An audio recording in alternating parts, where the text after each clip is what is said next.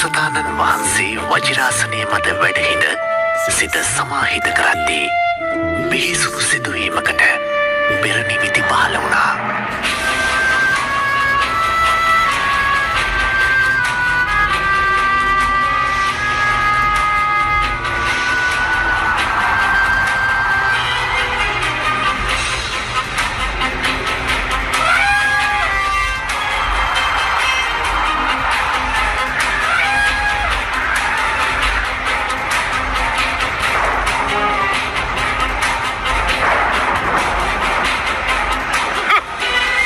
සිද්ධාර්ථගේ සෑම පියවරක් පසුපසම ලූ බැන්දා.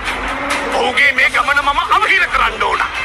ඒ දැන් වජිරාසනය මත වාඩි වෙලා සිටිනවා. ඔහු එතනින් ඉවත් කරේ නැත්නම් ඒකාන්තයෙන්ම ඔහු දිනනවා. අද මම ඔහුව නැගිටවනවාමයි.